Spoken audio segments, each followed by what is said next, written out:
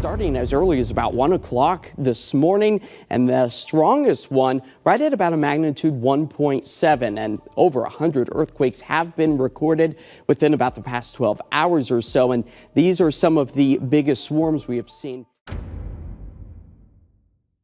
Scientists are issuing an unprecedented final alert as Mount Rainier's internal rumblings have surged beyond any recorded threshold in recent history, signaling that the great stratovolcano perched above Washington's urban sprawl could awaken at any moment. For weeks, seismographs have registered an escalating pattern of deep, long-period earthquakes, each tremor a harbinger of the magma's restless ascent. Satellite imagery reveals subtle but unmistakable bulging of the mountain's southern flank, while gas sensors have detected a sharp increase in sulfur dioxide emissions. This convergence of data points to a system pushed to its brink, compelling geologists to pronounce their most urgent caution yet. The window for mitigation is rapidly closing. The vast magma chamber feeding Rainier's fiery heart has swelled, pressurizing cracks and faults embedded within the volcanic edifice. Should the overlying rock fracture catastrophically, the result will be a cataclysmic release of pent-up energy, tearing open the summit and unleashing pyroclastic fury on the landscape below. Before we start, please don't forget to like and subscribe to our channel for more updates. Beneath the mountain's picturesque veneer lie layers of lava flows, hardened ash, and debris deposits that chronicle past eruptions stretching back thousands of years. Mount Rainier's last major outburst carved deep valleys through its flanks, and geologic records lay bare a cycle of dormancy punctuated by violent awakenings. Today, scientists pore over this historical archive, extracting clues that suggest a conjuncture of forces unlike any observed in living memory. Borehole measurements indicate rising temperatures at depth, while chemical analyses of groundwater show accelerated acidification, a telltale sign of magmatic fluids infiltrating the hydrothermal system. Every piece of evidence coalesces into a portrait of imminent upheaval, inspiring teams from the United States Geological Survey, local universities, and international observatories to converge on the mountain's base. Their mission: to refine eruption forecasts and calibrate evacuation protocols before it's too late. Seismic tremors have become the daily norm, resonating through the Cascades like a subterranean heartbeat growing ever more erratic. Instruments stationed around Rainier, some perched on precarious ridges, others nestled in forest clearings, relay continuous streams of data to command centers in Seattle and Tacoma. Analysts scrutinize waveforms for telltale signatures: the low-frequency quakes indicating magma fracturing rock, the high-frequency swarms hinting at gas bubble collapse, and the harmonic tremor that often presages an imminent blast. Each classification carries its own implication for eruption style and timing. Over recent days, the tremor amplitude has soared, and harmonic rhythms have persisted for hours at a stretch, a development that specialists interpret as magma movement through well-defined conduits. These observations, combined with ground deformation models, have solidified scientists' conviction that Rainier is poised for a powerful detonation. Gas emissions climbing skyward from fumaroles near the summit crater have drawn particular concern. Spectrometers capture plumes rich in sulfur dioxide and carbon dioxide, key volcanic gases that signal fresh magma rising toward the surface. Increases of more than 200% over baseline levels hint at rapid decompression of volatile-laden magma, which could trigger explosive fragmentation upon eruption. Infrared scans of the crater rim reveal heat anomalies suggestive of new lava intrusions or the destabilization of existing rock formations. Teams on the ground, equipped with drones and portable gas analyzers, have documented corrosive aerosols coating vegetation in adjacent meadows, an environmental alarm bell echoing the mountain's internal turmoil. The visible intensity of these emissions has compelled authorities to expand exclusion zones, marking a stark reminder that Mount Rainier's fiery potential is not merely theoretical but physically manifest in the air we breathe. Underneath these technical measures lies a human dimension fraught with tension. Communities sprawling across the Puyallup, Nisqually, and Carbon River valleys know all too well the peril posed by lahars, fast-moving volcanic mudflows capable of racing tens of miles in mere minutes. Their path would follow ancient channels carved by past eruptions, threatening towns, highways, and critical infrastructure. Emergency planners have mapped out evacuation corridors and rehearsed drills, but the reality of moving tens of thousands of residents through mountain passes under time pressure is daunting. School districts have prepared to house displaced families, while hospitals near Tacoma have activated surge capacities. Yet the last warning from scientists underscores that the margin for error is vanishingly thin. An eruption could arrive so swiftly that only those heeding alerts immediately will find safety. The anticipated eruption style compounds the threat. Mount Rainier's magma is relatively viscous, laden with silica, which tends to trap gases and engender explosive blasts rather than gentle lava flows. When the mountain Fruher erupted, it hurled ash columns miles into the sky, casting shadow over vast regions and blanketing landscapes hundreds of miles away. Today's prevailing winds could direct ash toward the bustling corridors of Seattle, risking widespread air quality crises and crippling air travel. Airports have activated contingency plans, coordinating with the Federal Aviation Administration to reroute flights and establish temporary no-fly zones. Agricultural districts downwind face the prospect of ash settling over fertile fields, imperiling crops and livestock. Even a moderate eruption could unleash thousands of tons of particulate matter, disrupting daily life across the Pacific Northwest for weeks. Economies intertwined with the region's natural allure now stand on precarious footing. Mount Rainier National Park, a jewel of hiking trails and glacier-capped vistas, typically draws over 2 million visitors annually, injecting millions of dollars into local businesses.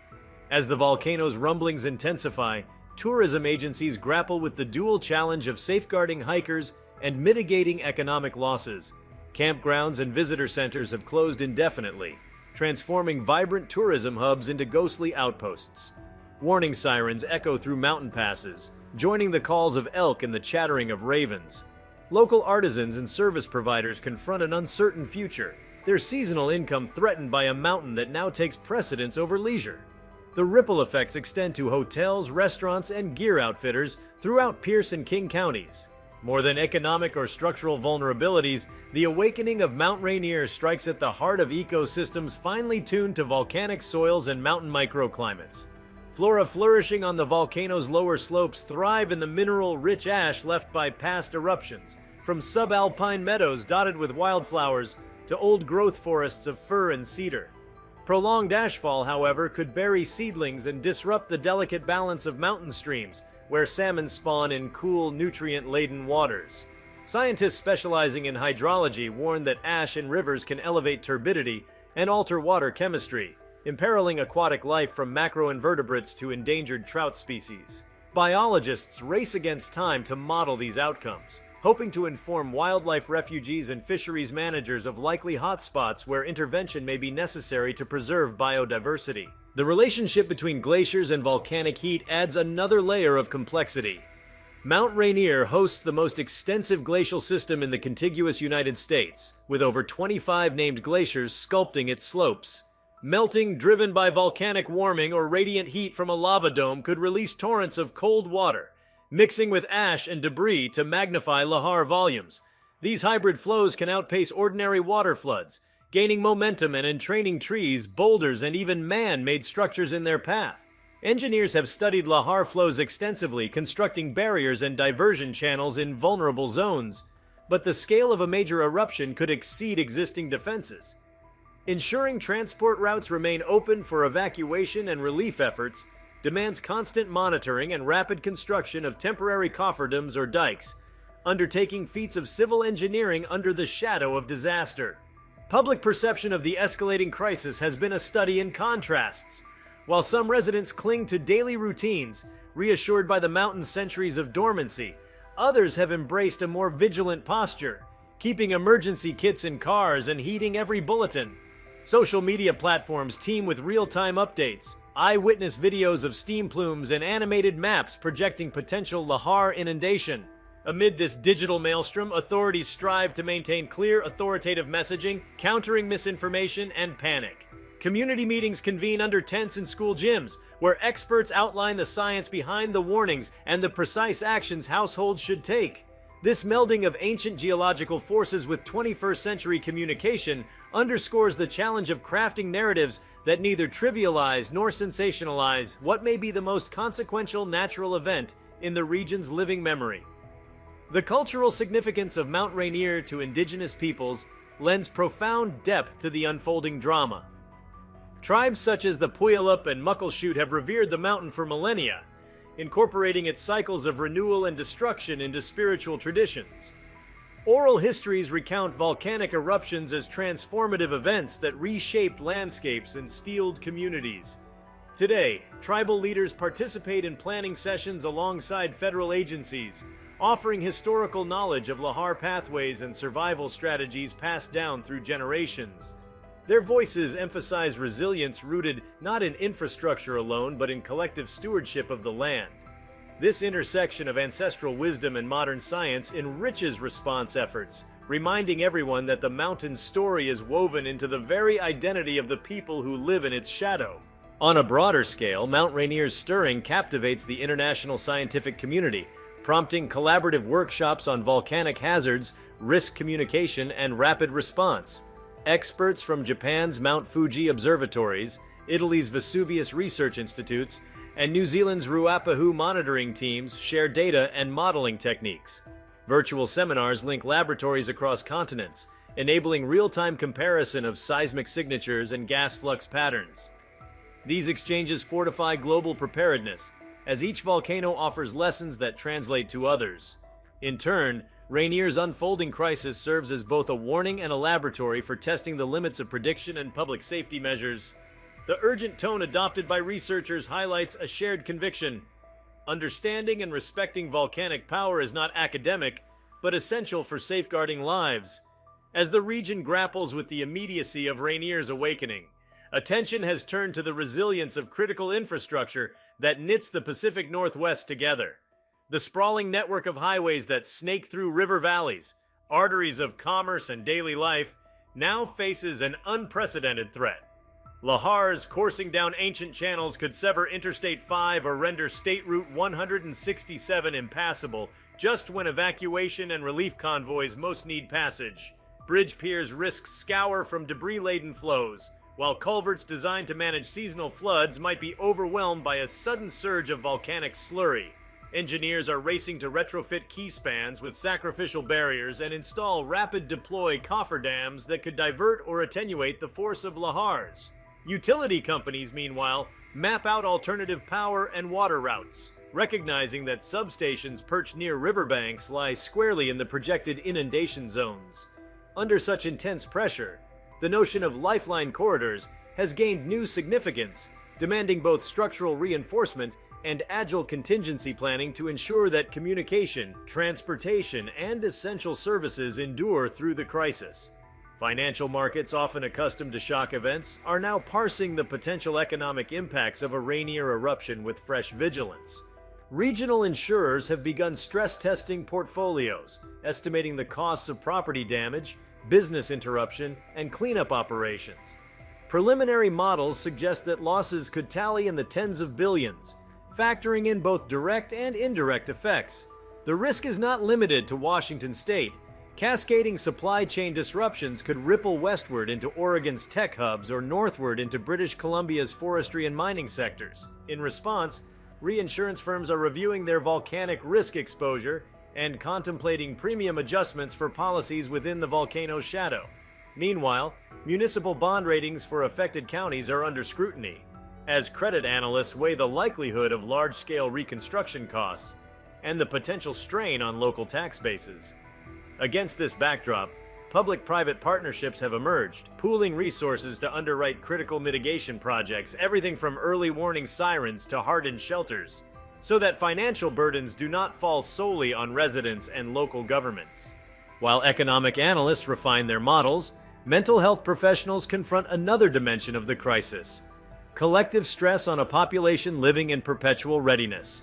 Studies of past volcanic threats reveal that anxiety, sleep disruption, and depression often spike in communities under extended evacuation protocols. Public health agencies have mobilized to provide counseling hotlines, deploy mobile mental health units to schools and community centers, and train first responders in psychological first aid. Peer support networks, facilitated through social media and neighborhood associations, serve as vital forums for people to share practical tips. how to pack bug-out bags, secure documents, or calm children who fear the mountain's rumble. Faith-based organizations and cultural institutions have opened their doors for vigils and solidarity gatherings, offering rituals that blend modern information sharing with time-honored practices of communal reassurance. These human-scale interventions recognize that sustaining morale is as critical as reinforcing levees or stockpiling supplies. Parallel to these social service efforts, academic institutions have transformed into nerve centers of volcanic research and education. University campuses across the state have expanded enrollment in volcanology and hazard management programs, as students seek both to understand the forces at play and to contribute to solutions. Lecture halls buzz with collaborative projects. One team develops open-source apps that map live hazard zones on smartphone screens, while another constructs physical models of Rainier's flanks to study how varied rock compositions influence fracture patterns. Interdisciplinary seminars unite geologists, sociologists, urban planners, and communication experts to devise holistic strategies that integrate technical forecasting with public engagement. Graduate researchers work side by side with tribal environmental stewards, calibrating models of lahar flow against oral histories passed down through generations. In classroom debates, the question of when to issue an evacuation order becomes a case study in managing false positives, weighing the social cost of unnecessary displacements against the moral imperative to protect life. At the municipal level, local governments navigate the thorny path of land use policy under the volcano's looming threat. Zone ordinances near ancient lahar channels are under review, with planners advocating for stricter building codes, mandated elevations for new constructions, and the designation of floodable open spaces that can absorb debris flows. Real estate developers face moratoria on projects within high-risk corridors, prompting heated town hall meetings where property rights, public safety, and economic growth intersect in passionate debate. Rural landowners grapple with the prospect of selling or repurposing farmland rendered uninsurable by geohazard designations, while urban policymakers explore tax incentives to encourage relocation or elevation of critical facilities. Such reforms, though disruptive in the present, aim to shape a landscape where resilience is built into foundations, zoning maps anticipate the mountain's power, and communities can coexist with nature's dynamism rather than be caught unawares. Even as immediate evacuation scenarios dominate planning, a cadre of scientists and entrepreneurs is exploring longer-term prospects for harnessing volcanic heat and resources. Beneath Rainier's surface, geothermal gradients rise sharply, suggesting reservoirs of superheated water that could fuel renewable energy projects. Pilot wells drilled at safe distances from the summit have yielded promising temperatures, motivating proposals for binary geothermal plants that could provide carbon-free power to rural communities. At the same time, researchers study rare minerals deposited by volcanic fluids, barium, lithium, and trace metals, that if extracted responsibly, might bolster domestic manufacturing supply chains for batteries and electronics. Ethical deliberations accompany these discussions. How to balance resource development with the imperative to monitor and protect an active volcano, and how to ensure local tribes and landholders share equitably in any benefits. These dialogues underscore that even in the shadow of potential disaster, new possibilities emerge, guided by the conviction that Earth's most volatile zones can also be sites of innovation. Beyond economic and scientific spheres, artists and writers have found inspiration and solace in the drama unfolding on Rainier's slopes. Galleries in Seattle and Tacoma host exhibitions of paintings, photographs, and multimedia installations that explore the mountain's geological fury and human vulnerability. Some works juxtapose archival images of past eruptions with live stream feeds of current tremors, inviting viewers to contemplate time's cyclical forces. Poets compose verses that personify Rainier's voice, alternately gentle as a whispering hillside and thunderous as a rolling apocalypse. These creative expressions serve dual purposes. They foster emotional processing of collective anxiety, and they provoke public reflection on our place within the planet's ongoing narrative of creation and destruction. Literature festivals stage panels titled Writing the Fiery Earth, where authors discuss how volcanic themes resonate in myth, science fiction, and memoir, drawing connections from Vesuvius to Etna, from Pompeii's ash to the Cascades glaciers. Amid these human endeavors, wildlife biologists track the subtle yet profound ways local fauna respond to rumbling Earth. Radio-collared elk and deer exhibit altered movement patterns, seeking refuge in higher altitude meadows as tremors intensify. Birdwatchers report shifts in migratory stopovers, with certain species abandoning long-held nesting grounds on Rainier's mid-slopes. Aquatic ecologists patrol mountain streams for shifts in temperature and pH, knowing that even minor chemical perturbations can cascade through food webs. To capture these dynamics, researchers deploy automated sensors, motion-triggered cameras, acoustic recorders tuned to monitor amphibian choruses, and water-quality sondes relaying real-time data. Conservationists then use the findings to guide temporary closures of wildlife reserves or to plan targeted interventions, ensuring that endangered species receive critical protection even as human communities face evacuation orders. If you liked this video, please give it a like and subscribe to our channel. Also, could you leave your comments below and tell us? What are your thoughts on Mount Rainier's warning signs? Will it erupt soon or not? We want to hear from you. Thank you for watching and see you next time.